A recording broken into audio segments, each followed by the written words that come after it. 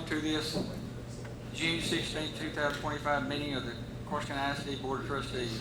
This is a regular board meeting and all items that will be discussed have been duly posted. We have a quorum. Seth Brown, Kamara Chambers, and Mel Castillo are not in attendance. While this is a meeting in the public, it is not a meeting of the public. The board's role is to set goals, approve personnel and budgets, make policy, and provide oversight. We're not here to manage or solve individual problems. Management is the responsibility of the superintendent. As a board, we believe that we must educate every child, provide every child the greatest opportunity to learn, maintain a safe and secure environment mentally, physically, emotionally, and academically. These are our core values. We appreciate your interest in CISD, students at CISD. First thing is pledge of allegiance.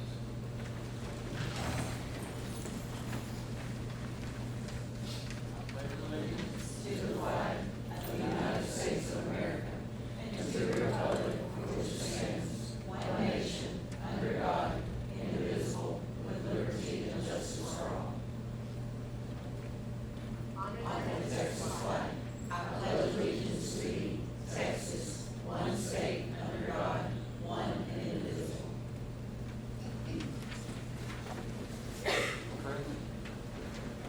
As Gary Father, God, we thank you. Praise God, and we magnify your holy name, God, today, God, for just bringing us to this appointed time and this appointed place. We thank you for how you kept us all day long. We thank you, God, that you kept us throughout the summer so far. We ask, God, that you continue to keep us in lead us and guide us in every right direction. Lord, we pray, God, that you would just continue to bless us with the wisdom, the knowledge, and the understanding, God, of every decision, God, that you bring for us, God. God, for the children, for this community, God, for this bond election, God, for this past, God. And we just ask, God, that you continue to go before us, God. And we magnify you and glorify you, Jesus, and we do pray. Amen.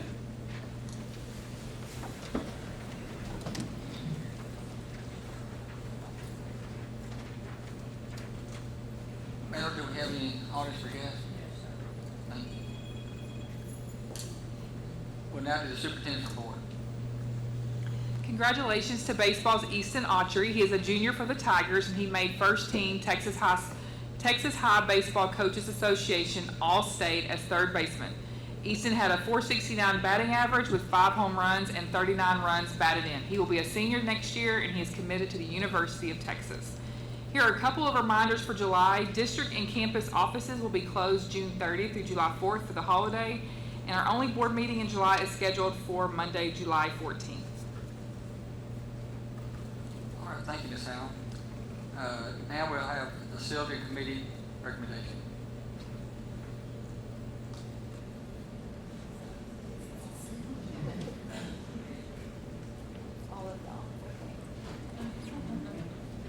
Okay, good evening. My name is Jordan Harrelson. I'm here with Annette Walfall, Andy Williams, Terry Garner, and Misty Coles. And we were either asked to present to you guys the bond recommendation or volunteered to do so. And so there's not really anything special about us with the committee other than we're very passionate about it. We're excited to share some of these things with you. Just to go over a little bit of the process that we've been going through since February, the Facilities Committee originally met first in February. The facility committee was a group, or is a group, of community members, parents, and educators. I kind of cover several of those different categories. I'm a Corsicana graduated in the year 2000. I have a student here in Corsicana ISD, and I teach at the Corsicana Middle School. Several of my friends up here share those same experiences. We went over needs and wants and priorities of Corsicana ISD. We had a bond financial recommendation, and those are the things that we're going to be going over today. In addition to the committee, we partnered with an architecture firm, or the district partnered with an architecture firm who specializes in schools and educational facilities. So they have been instrumental in helping us kind of take a look at some of the issues that Corsicana is facing. We also went over just some wants that we would like to have for Corsicana, but there are a lot of needs that our district has with different campuses, and so those things are some of the things that you're going to see tonight, and I haven't been clicking. Sorry. Okay, so first up, the facility assessment. That was done at all campuses across the district. You're going to see some examples from all of our elementary schools, our Collins Intermediate School, as well as our high school. Really the only campus that we're not going to cover a lot is Corsicana Middle School. It is newer and doesn't have the needs that some of our other campuses have. First up, you're going to see a picture with some damaged foundation. This is from Bowie Elementary School, and you can see the separation of the tile from the wall. Obviously that poses a potential safety hazard, but if any of you have ever had a foundation problem at your house, you know that it can cause several other issues within the structure. The next picture that you're going to see is somewhere on our transportation facility. I have a very good friend who's a bus driver at our district and has been for quite some time. In addition to the poor condition of the transportation facility, it's my understanding that it also floods, making it very difficult for our mechanics and other people who work on our buses to do their job and to make sure that our buses are running efficiently and are safe. Again, where on the restrooms? So if you've ever been to Corsicana High School, you may recognize some of our lovely facilities that we have there. They are not just cosmetically unappealing. They're also, I guess, structurally, the plumbing is not what it needs to be. Mr. Andy Williams has a piece of pipe from our Corsicana High School where you can see what the water is flowing through. And I'll let him have his moment here, showing you guys.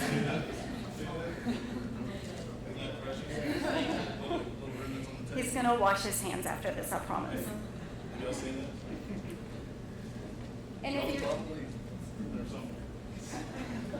and it's just not the restrooms that our students utilize. If you've ever been to our Performing Arts Center to see one of the amazing plays that our theater department puts on, a band concert, a choir concert, then you've waited in line because there's only two restroom stalls in the facility, in the women's facility. I can only speak for the women's facility. One of the faucets doesn't work, and it's just not really functioning. So this is obviously a priority of the bond proposal. The next slide is going to have pictures of some of our high school spaces. In the first picture, you can see the lack of space in our welding department. There is several different, I guess, classes or different types of classes that go through welding. You can start out in like basic welding and kind of advance. And when you're building a gate or you're building a trailer, you can look at these pictures and tell that it is simply not enough space to do that work. And then the second picture is aging vocational facilities. I'll be honest, I don't even know what that's supposed to be. I guess it's a tabletop maybe for doing some sort of project or construction, but you can see that it's kind of been piecemeal together for our students to use, and our students deserve better than that. The lack of storage, again, this is at just about every campus across the district other than Corsicana Middle School. Lots of closets being used for files that should be used for teacher materials and things like that. If you tour the high school, you can see a great example of the lack of storage. So one of our meetings, we got together and we developed kind of a dream big, but the sky's the limit type of mentality. We broke into groups. They were not assigned groups. These weren't our normal people that we sat with every facility planning committee. They randomly assigned us. And we got together and we dreamed big for our students here at Corsicana ISD. We kind of compiled those, or we didn't. The firm that we have hired compiled those along with our community survey, which everyone in the community had the opportunity to do through our website and through social media. They were able to click on a link and put in what they felt like was important. So along with the needs from the facility assessment, along with our wants and needs for our school district and the community survey, this is the top 10 group priorities that came out. High school bathroom renovations, obviously y'all have seen an example of that. Bowie restroom upgrades, they are in need of some upgrades as well. A CTE addition, and if you aren't familiar what CTE stands for, that stands for Career and Technical Education, and we'll get a little more into that here in just a minute. A high school cafeteria expansion, Carroll Elementary improvements, a new or updated agricultural facility, Sam Houston Elementary expansion, Early Childhood Center, Collins improvements, and buses. And so what what happened is the committee got together and along with our counterparts from the firm brought in, and we came up with what would be a recommended project scope. And the neat thing is it covers all those things that were in the top 10, more or less. We had to get a little creative on how we're going to cover those things in the top 10, but this bond proposal did just that. So the bond capacity or the bond proposal is $205 million.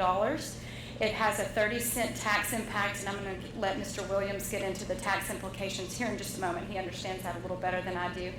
And so what that's going to look like is a new early childhood center, which could house the possibility of 800 students. That's going to be 3-year-olds, pre-K, and kindergarten.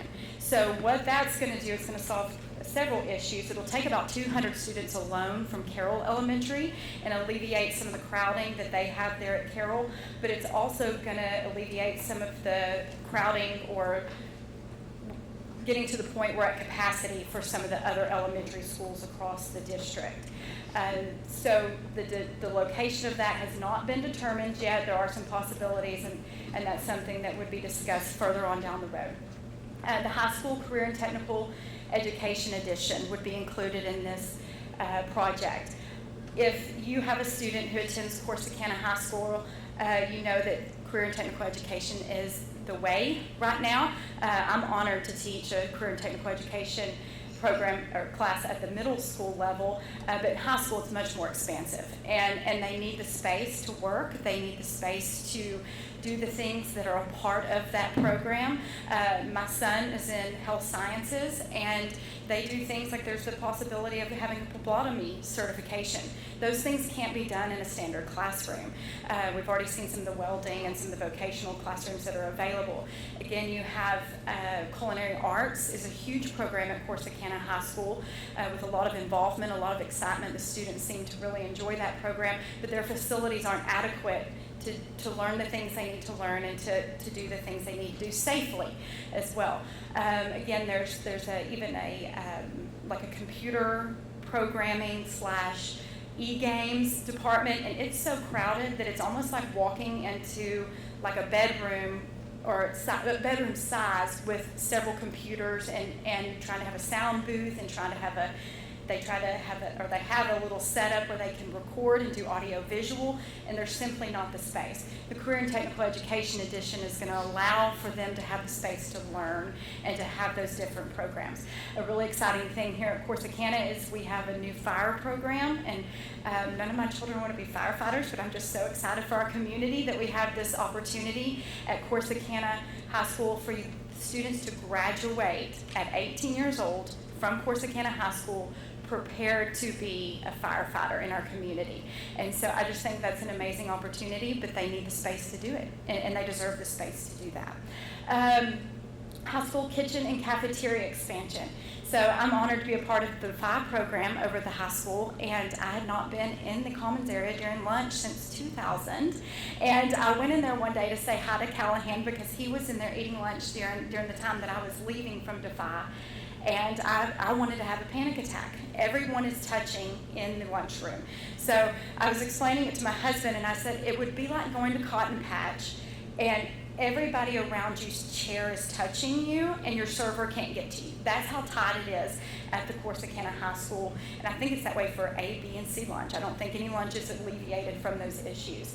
So this bond would have a kitchen expansion to meet the needs of our campus at the high school, but also a cafeteria expansion so the students can eat a little more comfortably and move. And high school bathroom updates, we've kind of talked about that already. High school classroom renovations, that's another thing. If you haven't toured Corsicana High School, I encourage you to do so because once you pass the front office and our gym that was built several years ago, which is still called the new gym, even though it's technically not new. But if you pass the new gym and you pass the front office, you're met with 1972, I believe, Corsicana High School. It has not changed. The classrooms are the same. Even when you get to like biology classrooms, chemistry classrooms, it's the same setup that I had in the late 90s, early 2000s. And it's not adequate for what our students are doing now and how they're learning in 2025. The new agricultural facility, ag is a huge program here in Corsicana. There's so many benefits to ag, and I won't get into that, but our 4-H, FFA, ag is a huge program, and our facility is way behind the times here in Corsicana. I don't know that all the plumbing even works like it's supposed to. I'm sure with the rain that we had the last week, if there were animals in that building, it would not have been safe for the animals. And so we propose that we have a new agricultural facility to meet the needs of Corsicana agricultural students. The new transportation building, we talked a little bit about that earlier, not just the flooding, but just the fact that it's outdated. Collins improvements, there's several different improvements that would take place at Collins. There's some drainage issues at Collins. There's also some security updates that are necessary at Collins. This would also include things like new flooring, HVAC, air conditioning and heat, new roof, and some paint, and just some updating to bring it into 2025. Bowie restroom updates, we talked about that a little bit earlier. Buses, new buses for the district as we grow and our district grows, those are necessary, and even maybe one day down the road the potential for having some charter buses or something that our long distance trips for our students would be a little more comfortable in the future. We just talked about Bowie's foundation. Fannin has those same structural issues. They would be repaired under this bond proposal. HVAC and roof repair and replacement. I believe we would start with Navarro. Is the worst, I hate to say worst, but it's the most in need elementary campus. We'd like to say that Navarro is the new elementary school, but it was built in 2001. And so it is due for some updates, and it would be first on the list to get that air conditioning and roof repaired. And then security upgrades. This is not something that was necessarily in the original wants and needs or the community survey, because I think our district does such a great job of providing a safe learning environment for our students. As a teacher, I feel completely safe as things are, but this would be an additional level of security for our all campuses, where there would be a badge entry system into each and every classroom in the district. And with that entry system comes some added securities where our administration can lock doors remotely using that badge system. So it's just one extra layer of safety and safety precaution for all of our campuses and for our students. Okay, I'm going to turn it over to Andy Williams to explain the tax implications. Good evening, Board and Superintendent Howell.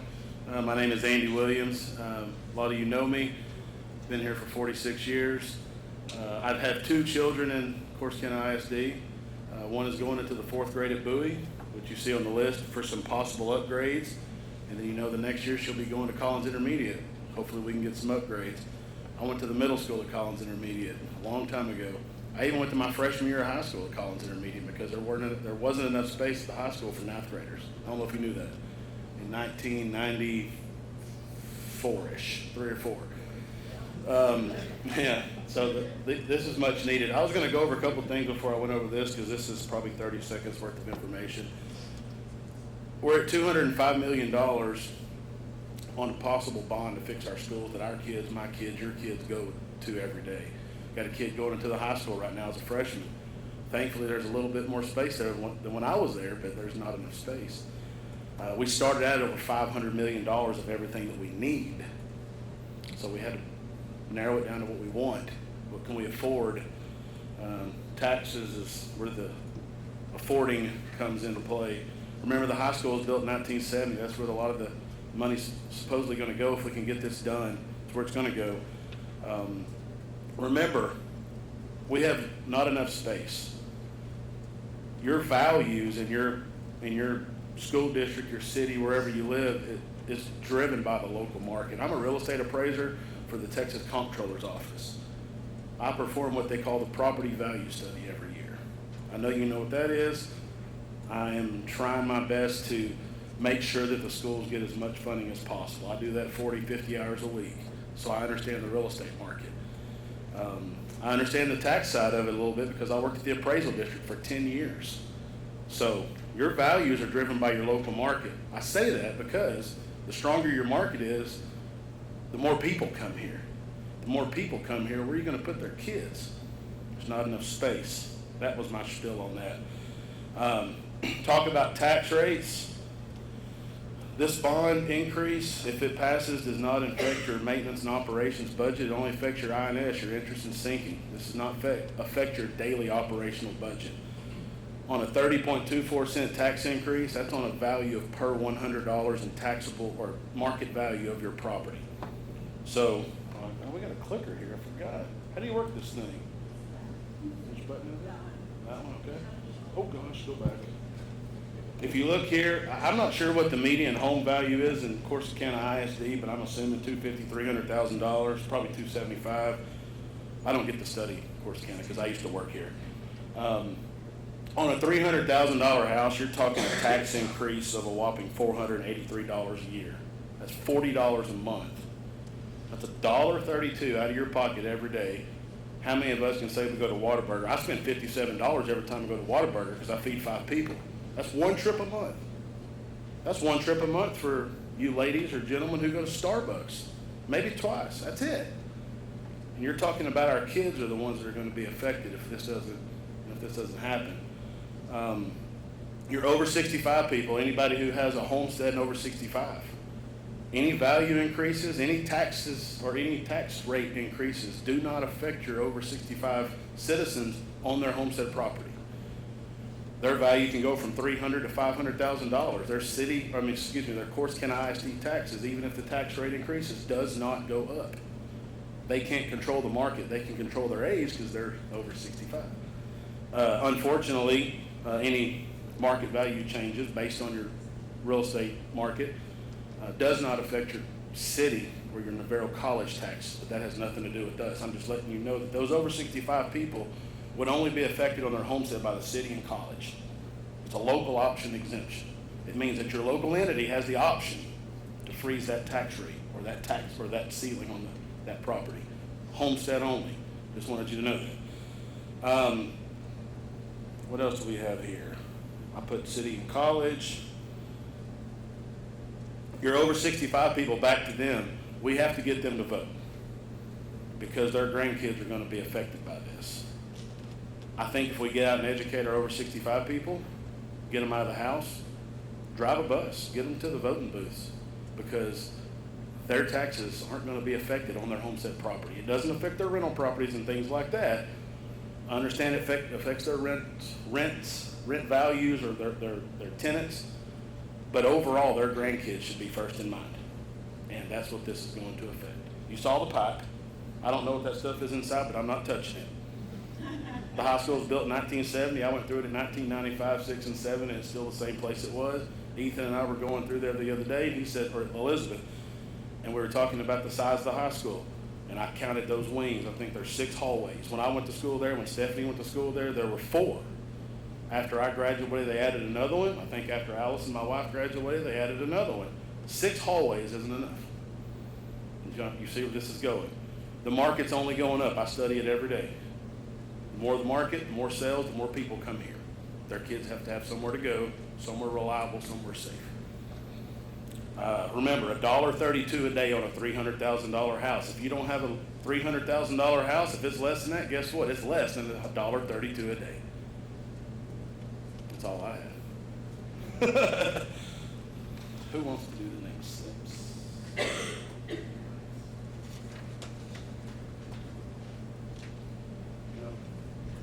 Okay, do that. Just one more note that we had, I guess I forgot to relay to Mr. Williams. Even at this tax rate, we're still the lowest in the county, or one of the lowest in the county. And so this is not something that is going to, put Corsicana's taxes at the top of Navarro County or anything like that. Also, all of these improvements. So I think a lot of people expect when we do this bond and got this together to have a new high school. I think a lot of people assume that we're going to get a new high school.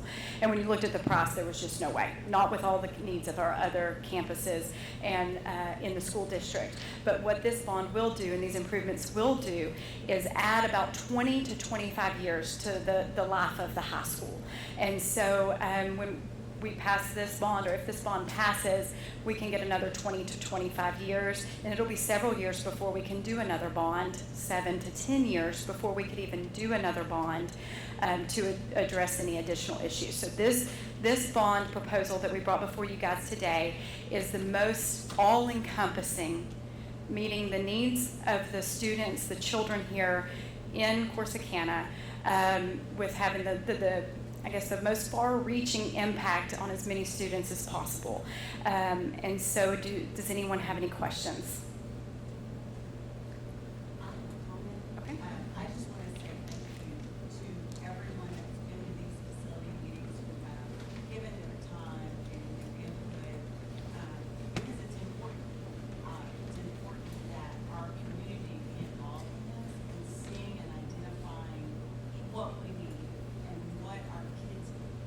It's not, it's about our whole community. Because the better schools we have drives more people coming and buying homes in industry, and it gives our kids, like a CTE facility, gives our kids the opportunity to learn skills that are gonna help them have a better job and a career, be able to give back to our community in a positive way. So I appreciate everybody for their input, their time, and for bringing this to us, because it's so important for where we're at right now in Corsicana.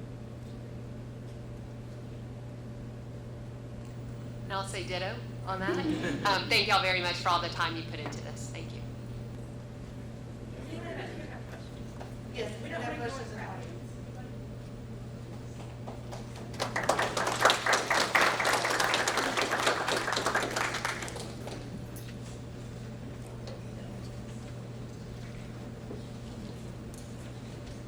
We're going to, in August, we're going to, board members get together and we'll come back with y'all in August with, called bond, okay? And I also want to tell you, y'all did a great job up there. That was good, and all the meetings we've had, I've learned a lot. And I graduated in '79. I mean, it's mind-boggling. All right, the next thing we need to do is the 2024-25 quarterly budget update. Yes, once again, thank you. That was a very good presentation. I bet I could use this prop as well in our budget updates for this year and next year. Ms. Howe, President Farmer, board members, I'm here to give you an update on our current fiscal year. The end of May marked 75% of the fiscal year complete. So if you go through the first page, you'll note that many functions are below 75% spent. In total, our 199 budget is at 70%, which is very good news. We're underspending. On the next page, our athletics budget, they are in good standing. Revenues at the stadium have been very healthy this year. We appreciate their hard work. Child nutrition is also in good standing. I do want to say I'm proud of our departments and principals this year. They have run their campuses, their departments with savings in mind, and so shout out to all of them. Any questions on the expenses on those two pages? Nope. Okay. Last page of that report, our investments. Investments have done very well this year. Interest rates hovering around 4.1, 4.2%. We are forecasting bringing in more than what was budgeted for interest revenue this year by a couple $100,000. So the investments in front of you were as of May 31st. That has changed a little bit just since we're in a payroll week, but at that time, most of our cash, most of our money was invested amongst Texas Class, Logic, TexCool, Techstar, and First Public. We try to keep them evenly spread. So, any questions on those? No? All right, thank you.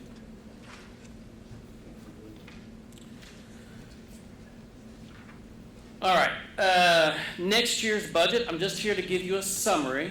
As you know, legislation has ended. Bills are signed. TEA is still making a lot of the rules and exactly what things are going to look like, but I'm going to give you a short summary, just a couple bullet points. The per pupil amount increased from $6,160 to $6,215. That's $55 increase. This is money that we get with the greatest flexibility of use. Making the news, probably the top thing was the teacher raises. So for 3- and 4-year teachers, they received a $2,500 raise. For 5+ years, that's a $5,000 raise. These raises are based on what data TEA gets from us in our PEIMS. We are just kind of like a flow through for it. They determine how much that is, they send it to us, and we give it to the teachers. It is a permanent raise, it's not a stipend or anything like that. It is teachers that have a PEIMS code of 087. It is not just restricted to teachers that are, say, classroom teachers. We also know that like inclusion teachers should be included in that raise. We've just received some guidance on some of that. Of our teachers, though, we should note that not funded was 0-, 1-, and 2-year raises. So that'll have to come from other sources of revenue. We also are receiving $45 per adjusted ADA for support staff pay raises, so paras, counselors, nurses, bus drivers, etc. That amounts to about $240,000 in additional revenue. We also received a $106 basic cost allotment based on enrollment. This can be used for utilities, property insurance, transportation. This is amounts to about $566,000. Special education, pre-K, CTE, teacher incentive allotment, and safety all as well received additional funding. And of note, the homestead exemption raised from $100,000 to $140,000. Okay, any questions on House Bill 2 as far as that goes? Good, okay. So preliminary right now for next year, our revenue, if you look across, so the first line on that spreadsheet, FSP, that's the Foundation School Program, that's the revenue line that HB2 affects. So we're forecasted to receive between $2.1 and $2.3 million in additional revenue. We have 2 scenarios, one from Region 12 that uses the famous OMARS template out of another region center. We also use Moe Casey, they're a consulting firm. They send us some scenarios. So you can see that their revenue projections are within $200,000 of each other. That was good news, that they were close like that. Below that, local revenue, that includes like our interest that we earn on our investments. Athletics is in there. Our state is just TRS on behalf. Again, just a flow through. They send us money on behalf of TEA and the state, and we send it on to TRS. That last line is SHARS, that's the reimbursements for Medicaid. That's kind of up in the air at the moment with funding, how that's going to go, new contract, what are we going to do? So it's all in discussion, okay? But we have seen significant cuts. Every district has, and that is a true number. Hundreds of thousands of dollars gone from SHARS. So you can see the total revenue under both scenarios. The OMARS template from Region 12, $64,500,000, and then Moe Casey of $64,697,000. Below that, you have our expenses. Our expenses are up to date as far as payroll. We have basically moved our lines from this past year into this year's, next year's budget. If just like that, just by copying and pasting, our expenses are $66,562,827. The line under that is the required raises. So to think about this, if you think our additional revenue is about 2.1 to 2.4 million, depending on the scenario, 1.4 of that money is going to go to teacher raises. Okay, so we're left with an additional $600,000 to $800,000 for not all the way discretionary, because we still have to do support staff raises. So with that raise, we are about $67,996,435, which, depending on the scenario for revenue, the deficit right now is between $3.3 million and $3.49 million. So that is where we're at. Very preliminary. We have time. We have time to look at some lines. We have time. I mean, as soon as I got this scenario from Region 12, within 24 hours, Omar was updating his template again, so it could be completely different, or not completely, but the revenues could change, could go up.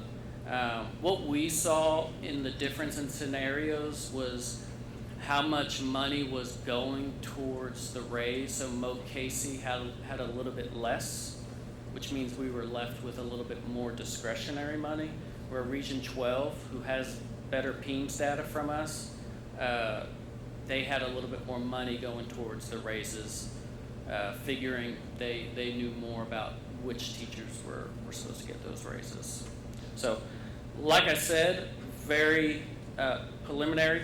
I'm optimistic that that deficit number will come down the next time I speak to you. What, because you said you copied and pasted our expenses from this year. Sure. What are you seeing increasing? Besides payroll, what other things are impacting our number as far as expenses? When we look at utilities over the last few years, we're definitely seeing those go up as we had maintenance and operations take a look at those, and they ran their budget for me. So those are going up at basically, which is function 51, which is maintenance and operations. I mean, you're just seeing they are at budget. If you go back to their expenses for this current year, it's very tight, if not over, in some of their account codes. So I would say, you're talking a few $100,000 in just basic maintenance and operations. And then you throw the step of teacher pay and support staff that are on scales, it's easy to get to a 3 million number. So. Can you also talk about how much we give to our health insurance and then about the increase that'll happen with that? Yes, thank you. Yes. So right now we contribute $399 on behalf of our employees, and we just got our premiums in, and they're going to go up $63 per staff member. What are we required by the state to pay towards this benefit for our employees? $225. So we pay above and beyond. We paid 100%, but this year we weren't able to do that because we're in a Right. deficit. So Right. now it's going to increase. You said $64? Yeah, $63. $63. Yeah. So it's going up again. Again, Okay. yes. What about our facilities insurance? Are we seeing any increases there in our We have insurance? not. We are hoping to actually be flat, to be the same as this past year. So initially, we learned that some of the coastal districts that get their premiums first, we're actually seeing a decrease in their premiums slightly. So they kind of have been spared for a few years now, or if not more. At the beginning of May, we spoke to our insurance agent, and he was hopeful that we would be about the same as this past year. That was assuming the month of May was free of hail. as we are grouped in with one of the most active areas in Texas, if not the country, for hailstorms. From my understanding, I know we've had a lot of storms, but from what I know, I don't believe it was a crazy month for claims for school districts. So we should know in a month or so about our property insurance. So a 10% savings there is like $130,000 savings. So I mean, if we were to see anything up to 10%, that would be, I think of everything in a teacher pay. So I mean, that you just save not save, but I mean that's compared to 2-3 teachers' pay. So when our governor boasts about giving this great amount of money to public schools to be able to fund them properly, that's incorrect. It is incorrect, and didn't have it in my notes, but I'm glad you brought that up, because the gold penny yield was modified, and so basically in their complex calculations, if they were to not, if they redid the formula for gold pennies, that it yielded less for a district. But the difference of that is they took it and moved it into other areas that they said they were funding, but it wasn't necessarily new funding. They just shifted money, tagged it, said you can't use it with any discretion. And so some of that money that they're saying is new is not necessarily new. They just took it from one area and put it in another. In other words, we lost ground. Yes. And if you do the percentages, we went up $2 million, a few percentage points. Well, that's not what inflation has gone up since 2019. So definitely, we were expecting more than $6,200 per student. But we will make do. So, but it is certainly tight. So. We just got back from a conference, school board conference from last week, and pretty much everybody, all districts there, were going to pass a deficit budget. Right. Because there is not enough funding being given to the public schools to cover inflation since 2019. Correct. So Correct. it's not just us. It's a Correct. statewide epidemic. Correct. You know, everybody's facing this challenge. So. And to remember too, raises, the TRS, the benefits. So the new money that came in for that cannot be used towards benefits. So that has to come from our own funds. And so between 8 and 10% of the raises, you know, that's additional money we have to put towards TRS penalties, paying above minimum. So there's some unfunded parts of these mandates that are definitely penalizing us. Any other questions? All right. Thank you. Thank you.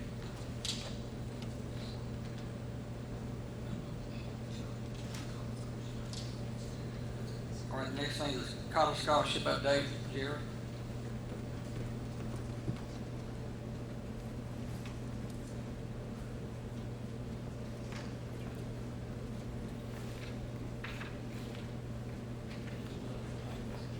No, I'll be just fine without that, thank you. Well, good evening, board, and thank you for the invitation. Today I am going to cover the portfolio performance over the last trailing year for the Collins Educational Fund, and then I'm going to have Jared come up and kind of go over the oil and gas minerals, talk a little bit about the income that we're throwing off. So here on the first page, this first page is a view of your portfolio's asset allocation. You can see that cash equivalents as of 5/31/25 ended just shy of $710,000. Your equity portfolio around $11.4 million. Your fixed income at $8.9 million, and then that mutual funds position that's in that Vanguard high yield bond fund. So you can actually lump those in. So your total fixed income portfolio is actually around $9.25 million. But that puts you at a grand total as of May 31st of $21,391,380.04. One thing that I want to point out here is your account's investment objective. So you're in a very traditional growth and income portfolio. Typically, we refer to this as core investing, right? It's a balanced level of risk and return. So what we're aiming for here is anywhere between 40 to 60% percentage of your total market value being in equities. And you can see you're at 43.51%. And then additionally, 40 to 60% being in your fixed income portfolio, and you're sitting there at 43.27%, combining those two numbers. So you're very well allocated. Flipping to page 2, this is kind of a one-year look. The column on the right is your numbers as of 5/31 today, well, I guess a couple weeks ago. And then the column on the left, those are your numbers from last year. So you can kind of see the changes in your portfolio. There are a few things that I want to point out here. The first is that your total cash and equivalents dropped from that 1.47 million back in 2024, and now is sitting at 711,000. Now, one of the reasons that is because this time last year we had made a decision to invest some accumulated income, which you probably remember, into a few CDs. So we were under that FDIC insurance. So you'll also notice that your fixed taxable securities portion increases from that 8.15, just shy of 8.15, up to 9.35 million. Additionally, I want to point out where a majority of your performance is coming from, what's growing the account, and of course that's going to be your large cap stock. We had about $700,000 in appreciation over the last year. So you can see the grand total, that line I always like to point out. This time last year, the portfolio was sitting at 20.39 million, and this time it is up to 21.5 million. So about 1.1 million in appreciation over the last year. So that's great performance. That number kind of floating out in the bottom middle of the page, that is your total account return of an 8.34%, and that's compared to the composite index return of 6.8%. So over a 1.5% mode. That's excellent performance. On page 3, you can see what's really driving those numbers. Typically, we outperform in our large cap holdings, but that was not the story this year. I've kind of talked a little bit about the Magnificent Seven, which you might remember. It's a collection of 7 stocks that have just been driving market performance, kind of leading to a very top-heavy stock market. Well, we have 5 of the 7. Well, if you don't have all 7 of the 7, you're going to underperform in large cap. What's actually the reason why your portfolio still is outperforming is because your performance in your fixed taxable securities has been so strong. And of course, that's the nature of a perpetual account when you're buying individual fixed income securities. So again, your bond portfolio, that's 43% of your account. And you can see your performance over the last year was 7.13% compared to the Barclays aggregate bond fund performance of 1.53%, which is phenomenal in fixed income. Flipping over to page 4, this is kind of the same view as page 2, but instead of a 1-year look, now it's a 5-year look. So you can see that grand total line. 5 years ago, May 31st, 2020, the height of COVID, your portfolio sat at $16.058 million. That grew $5.5 million over the last 5 years, back up to $21.5 million. One thing that I want to point out is in that account performance table right there, you can see that cash contributions number, $1,210,000. That's your oil, gas, mineral interest income. So a really strong number there. And then I also love to point out the cash distributions.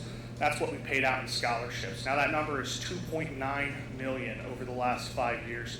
That's a really strong number. Now there's also a few things in there that we would take out, maybe some administration reimbursements, so that number's probably a little closer to 2.7. But your 5-year annualized average return, again, bottom middle of the page, you returned 8.31% as an average return over the last 5 years compared to the composite index return of 6.39%. On page 5, I'll kind of let you all go over those returns at your leisure. But I do want to point out our traditional or historical performance on that long-term run over the last 5 years. I said large cap is typically where we outperform, and you can see a return on that 5-year column, 16.42% versus the S&P 500 return of 15.94%. So you are returning more than the S&P 500. And then just in the spirit of fairness, I always like to point out where we're underperforming as well. So that's actually your international equity portion, which luckily for us only makes up about 2.5% of the portfolio.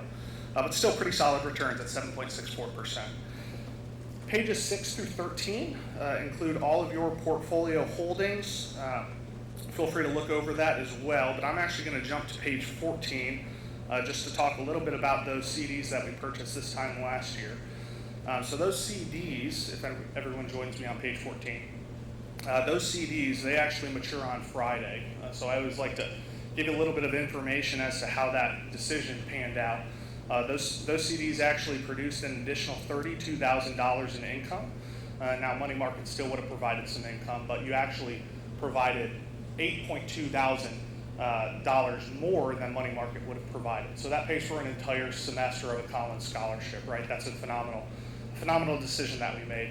And now we're in a position where those CDs are maturing and we have an opportunity to make the same decision. We don't necessarily want it just sitting in money market because we do expect the FOMC to eventually start cutting rates over the next year. Right now we could probably get a 1-year CD, which is what we had decided to do. We could probably get a 1-year CD around 4.2%, maybe 4.3%, so certainly lower. But right now money market is at 4.17. Treasuries are at 4.05, so there is certainly an upside to that decision. But aside from that, I think I'm going to let Jared kind of talk about the oil and gas portfolio and the income of the account. You left me the fun things to talk about. If you flip to that page after, there's on the right-hand side, there's a heat map, and basically this signifies the interest that the Collins Fund has ownership in. Primarily, it's going to be the state of Texas, the South Texas region, certainly West Texas. It does have some southeastern portion of New Mexico, which would be the Hobbs, New Mexico area, where there's a lot of production. A few interests in Oklahoma, and then there's just a tiny bit in Arkansas. So it is really well spread out. The one thing on the left-hand side, this goes back to 2007, so it's a lot of data to look at. But I do want to highlight, we went through a 5-year period from 2011 to 2015. And that was when the Eagle Ford Shale region just exploded in production. And that has been the big driver, and that's Atascosa County, Frio County, down southwestern of San Antonio. And so that has been the big driver. Over 50% of your income has come from that region. The Eagle Ford Shale region is also the second largest producer in the U.S. today, and that's only behind the Permian Basin region. So you've got heavy exposure in both of those regions. But you see going forward, if you take those 5 years out, it's really pretty stable. You can go back to 2007 and see what the income was of a little over $200,000 versus last year at $218,000. That's a lot of difference. But if you take out those 5 years, it gives you a good idea moving forward of what to expect, and that's anywhere from $200,000 to $250,000. That doesn't mean there can't be any explosion in natural gas production or oil and gas oil production. Oil is, of course, is driven by the price of oil, but it's also driven by the amount of production in each of these wells. Well, these interests are depleting assets, which is why we do take about 28% and move it over to the investment account. That's what's helped us grow it over the years. But it is a depleting asset. It's something that we are mindful of. But you can see going back, the last 20 years, it's been pretty stable with the exception of those 5 years. It's a lot of information to look at. And so our involvement with this is we do negotiate when there are potential new wells coming on board. We're contacted by landmen. And so there's a lot of back and forth on the lease agreement. We always try to get as much as we can, as every landowner would, from them. And then also, we've seen a tremendous amount of acquisition and mergers in the oil and gas industry. And so we're constantly getting division orders from different companies. As Crescent Energy is by far the biggest company that we work with for your production down in Atascosa and Frio County. but odds are they've been acquired or they have acquired somebody else over the years, so. Any questions on that, or even on what Casey covered as far as the investing goes? We have 5 CDs that are either come due or are coming due. Let's see, by July, is that correct? Correct. So we need to, 2 of those CDs were the ones that were income cash, uh-huh, and I think it was, what, 600,000. And so that will come in Friday. And so when you look at what you have in income cash that you would use for scholarships, you're still around $1.3 million. We keep trying to get that number down, and here we are. yeah, And I would say in the past, you could pinpoint oil and gas for the reason, but right now, what we have seen is basically a flip-flop where your dividend and interest income, because the account has grown so much and has grown in a period in a higher interest rate environment, the things that we've been buying over the last 3 years at a much higher rate than what we were accustomed to. And so essentially that part of the portfolio has doubled. And so we're in a position where the fund is earning anywhere from $750,000 to $800,000 a year between oil and gas income and dividend and interest income. And so as you guys move forward and you're looking at the future as far as scholarship budgets, you can continue spending money. so we need to look at when these CDs come due, if we want to reinvest, if we want to put money back in those CDs, so we'll need to. And I do believe y'all voted on that last year, and so if y'all want to decide on that, just let us know. Just know we're not going to be able to replace the rates that are maturing. I think they were at 5.30. They're not quite that high today, but still better than what we've been able to get. Right. Well, I mean, just like you said, we can get some 4.2, 4.3. I mean, I got some 4.3 today. And Yep. if we get anything on 4, that's a win-win We situation. can do that, and we typically, with this kind of money, we stay short, just in case. We want it to remain as liquid as we can for scholarships, and so we don't want to tie too much of it up to kind of put us in a bind, but as long as we stay within that roughly 12-month period, you'll be fine, because you've got about $700,000 that's ready today for scholarships, and you're going to continue drawing income from all your other assets. We've got 4 more that will mature in 26, so.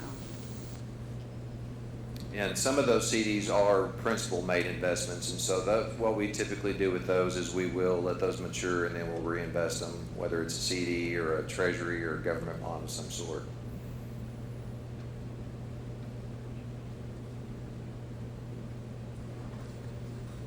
I do. Okay, so I'm just gonna reiterate what you just said to make sure I understand it. So when a CD bond actually matures, you go ahead and reinvest it instead of bringing it back to us? Correct. Only on those 2 CDs that was technically income cash. That's the one that y'all would need to give us an idea, because you may have plans to spend more in a given year on scholarships, and so we just need to know on those funds. And I think that was $600,000. And that does mature Friday, so we don't need an answer by Friday, but as soon as y'all can let us know, the better.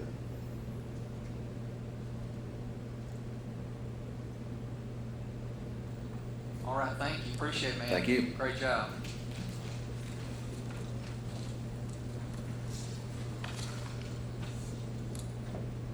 Now we're going to child nutrition update.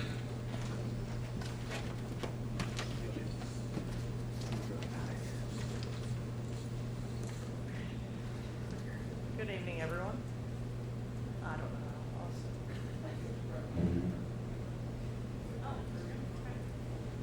All right, as many of you know, my name is Kim Prowl. I'm the Director of Child Nutrition here at CISD. So our agenda for tonight, we'll go over the child nutrition staff by campus. We'll go into the meal prices that are currently in place for CISD campuses. Meals served, the total federal reimbursement, the a la carte sales, staff training, 24-25, the school year successes, and then we'll go into the future of child nutrition. So this school year, we had 5 office staff for child nutrition. We had 15 staff at CHS, 10 at CMS, 8 at Collins, 5 at Bowie, 6 at Carroll, 3 at Drain, which also serves Head Start. We had 5 at Fannin, 7 at Navarro, and 4 at Sam Houston. Our current meal prices for CISD students are free. Teachers and staff, for breakfast it's $2.50, lunch is $4.25. It's also the same for adult visitors. And then a child visitor at the middle school and the high school is $1.50 for breakfast, $2.80 for lunch. And then a child visitor at the elementary or the intermediate for breakfast or lunch is currently $2.50. Meals served. So breakfast went a little bit down in the 24-25 school year. We were trial running a couple of different things at elementary campuses. Mainly breakfast in the cafeteria. Lunch is up pretty significantly from last year. So we had a total meals served of 1.3 million, a little over 1.3 million. For total meals served, breakfast was 823,000, breakfast was 518,000. Now the total reimbursable rates for CISD, it's a little different, right? People see 4.8 million, and they think, oh my gosh, child nutrition has a ton of money coming in, right? But that's not the case. This goes back to ordering everything that we need for the schools, right? So for breakfast, we had 1.46 million, which is a little bit down from last year, and then 3.357 million for lunches, with a total reimbursement of 4.8 million. Sorry. Now the a la carte sales. So many people don't know, but this is how we make money for child nutrition. So if we need new equipment, if we need any kind of upgrades in the cafeteria, the kitchen, this is how we do it. It's through snack sales pretty much. And then for those students that want to come back and they want an extra entree on their meal, but they have to pay for that, right? So for the 24-25 school year, we were up pretty good. I would say at the high school, we went up almost $10,000 in a la carte sales. CMS was a little down. And then you'll see everything else, we fluctuate a little bit here and there, but we came up with $243,000. Staff trainings, so we started out with our health inspection training, right? We know at the beginning of the school year that's going to come twice. It's going to come in the fall and it's going to come in the spring. So we just want to make sure, not just for that safety inspection, but for the students, right? We want to make sure everything is operating how it needs to be. So that's always one of our first trainings that we start out with. And then we go straight into meal patterns, and then vegetable subgroups, menu planning, recipe training, food handlers, manager certifications, the HACCP health safety training, and then our civil rights training. So some of our 24-25 successes, I would say one of the big ones was breakfast in the cafeteria. So a lot of our elementaries, pretty much all of our elementaries except for Sam Houston, because they were already doing like a hybrid model for breakfast for the students. So we trial ran breakfast in the cafeteria. It, I think, went phenomenally. We actually did, Carroll and Navarro were the first to transition to breakfast in the cafeteria.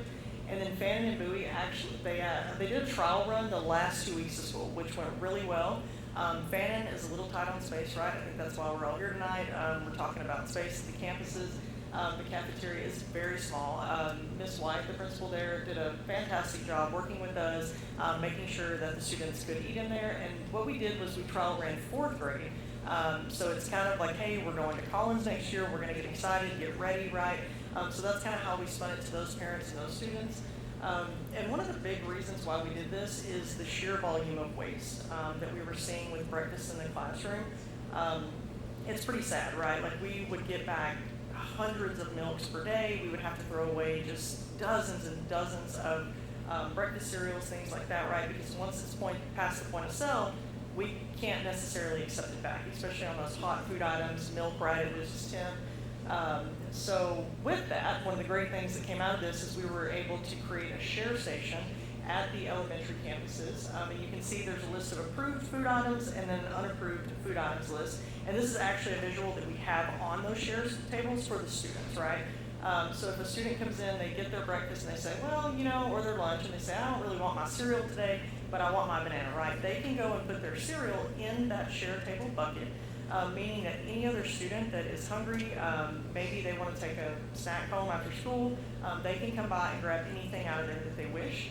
I know Navarro, we did a great thing where we would bag up that stuff daily, and we would allow the teachers to come by and grab that for their classroom. So there were no disruptions to the classroom. If there were students that needed an extra juice, they could get one, at will.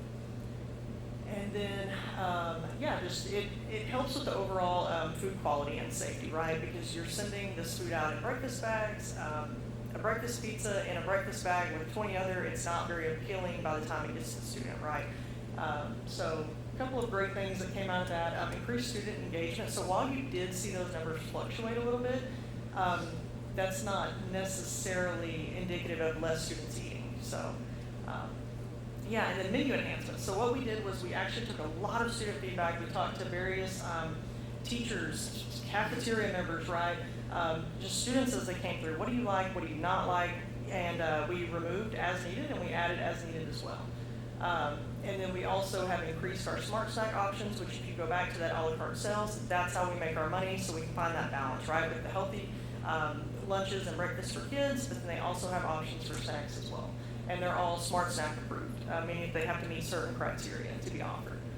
We also featured holiday menu items, which when I first came on, it wasn't currently being done. We were between directors, right? So that's something that we wanted to bring back for the students, is to really celebrate those holidays. And we plan on doing that significantly next year, right? Like we're going to celebrate every holiday you can imagine next year.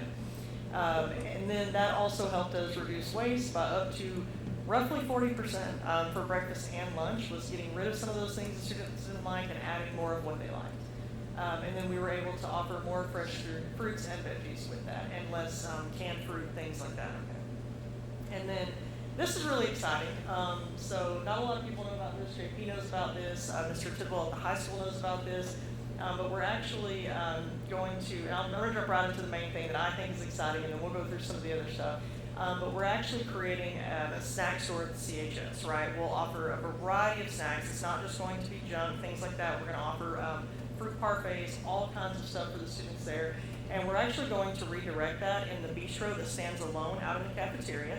Because a lot of students, right, they come through the main lines and it causes a lot of congestion for the students that are trying to get their reimbursable meal. So we're going to redirect that traffic out to the bistro, and then we'll bring all of the reimbursable lunches to the 4 main lines at the back of the cafeteria.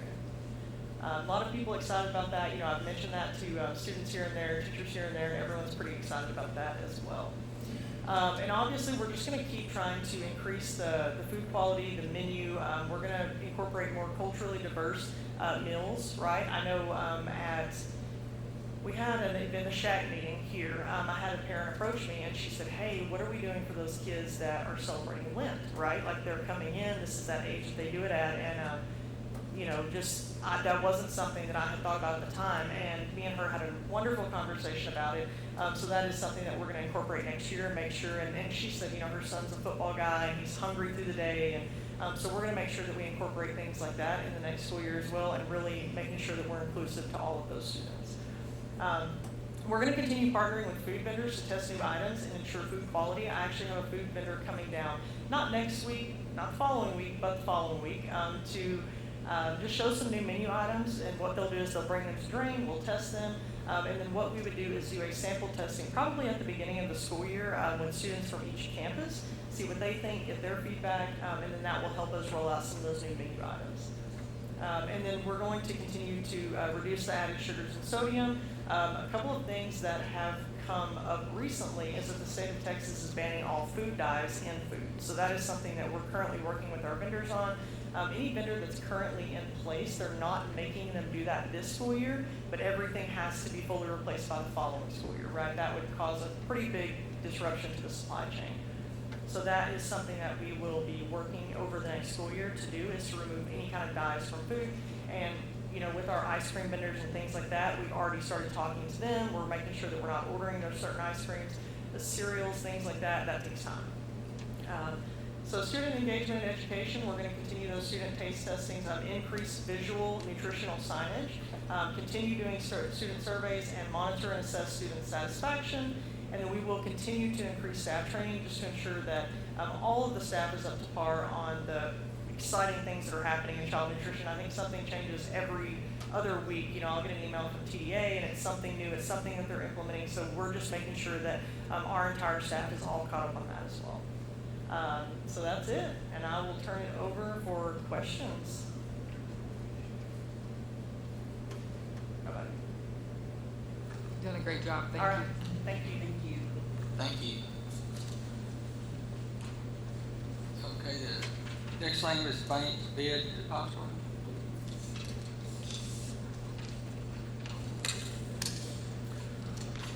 All right, good evening. I have one more item. This is an action item. I gave you a handout before the meeting. Cabinet, you have one as well.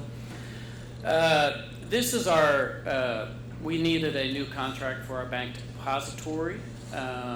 This is a contract that lasts 2 years and then can be offered 2 more times for 2 years before we have to go out again. So every bank in Corsicana must receive a packet, and which they did both physically and we emailed them all. 4 banks responded, First State, Vera, Prosperity, and Community National. They were weighted on the items above. Most of the banks, or I'm sorry, all of the banks were pretty much equal on a lot of things, such as the automated services, funds availability, collateral. These things were not in question with any of the banks. The items at the bottom, cost of services, interest rate, fraud prevention, these were things that differed amongst the 4 banks. So most of our money, when it's in the bank, is in the checking account, or a checking account that bears interest. And so we were curious. That was one of the top things, was what was going to be the interest rate on that account. You can see First State offered around 3.98 currently. That's the Fed funds rate minus 0.4.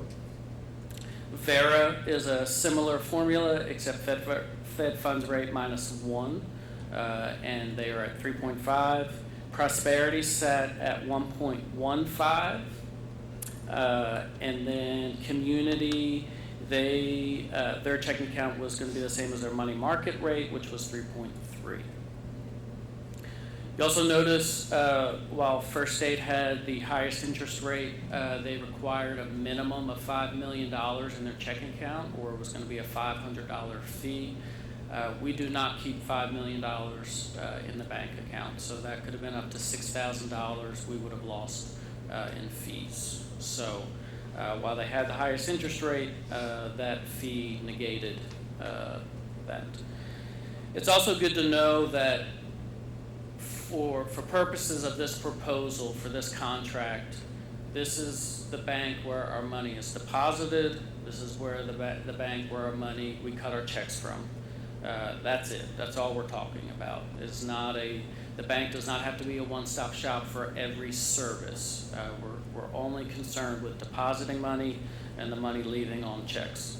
So we also, their fraud prevention, 3 of the 4 were great. First State didn't have positive pay on their ACH positive pay, which we've learned is very beneficial. All right, so at the end of the day, considering that our money is deposited, it sits in a check account, and we cut checks from that, which bank are we recommending? It is Vera Bank with that interest rate, no fees, great fraud prevention. So we would like to continue with Vera Bank, and that is our recommendation to the board. This is an action item. Is there a motion? I move that we approve Vera Bank as CISD's bank depository institution for September 1, 2025 to August 31st, 2027. Second. We have a motion and a second to approve the bid, bank bid depository as presented. All those in favor? Aye. All opposed? Motion carried. Thank you, ma'am. Thank you. We will now adjourn into closed session permitted by Texas Government Code Section 551-01. Thank you, everyone.